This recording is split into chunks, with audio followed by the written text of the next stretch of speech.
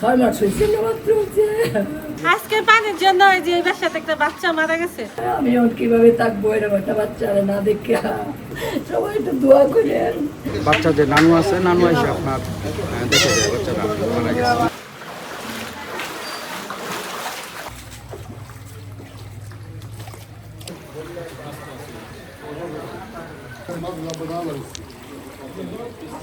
বাচ্চা ছেলে তার মায়ের সাথে শুয়েছিল ঘরে। অনেক পুরোনো বাসা, প্রায় 30-40 বছর আগের, 40 বছর আগের। আমরা ছোট থেকে এই বিল্ডিংটা দেখতেছি। তো রাস্তাঘাট সব উঁচু হয়ে গেছে, বাড়িঘর নিচে হয়ে গেছে।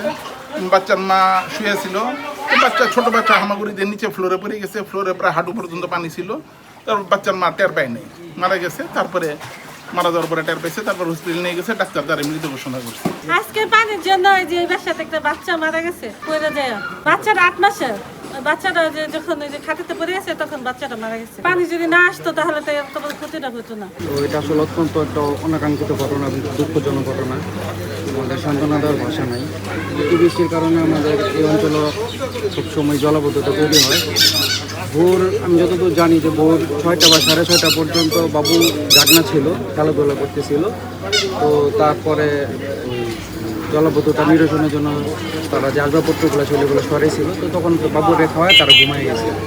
এবং তারপরে আর কোনো খোঁজ নেই। সম্ভবত 10টা নাগাদ তার বাচ্চা যে নানু আছে, নানু এসে আপনার দেখে যায় বাচ্চাটা মারা গেছে।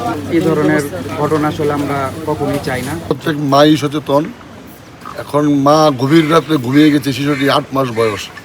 সে তো কথা বলতে পারে না, হারমোনিয়াম এসে আসলে খাট থেকে পড়ে গেছে।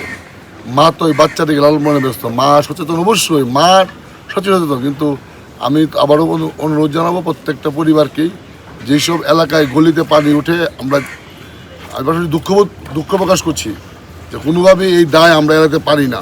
কিন্তু ড্রেনের ব্যবস্থা তো আমরা রাতারাতি পরীক্ষা করতে পারলাম। তবে ওইসব গলিতে পানি উঠে এসব অভিভাবকদেরকে আমি অনুরোধ জানাবো, যেহেতু আমি এই গত 4.5 মাসে পারতেছি না, 4.5 বছর বর্ষা চলতেছে। আমরা আগামী বছর পর্যন্ত এইরকম বৃষ্টি হলে আমরা অভিভাবকদেরকে সচেতন হতে হবে, যেন বাচ্চাটাকে আরেকটু সতর্কভাবে রাখা হয়। যদিও মারা সতর্কভাবেই রাখে, আরেকটু সতর্কভাবে যেন খোঁজটা রাখলে তাহলে হয়তো আমরা এরকম একটা দুর্ঘটনার হাত থেকে রক্ষা পাবো।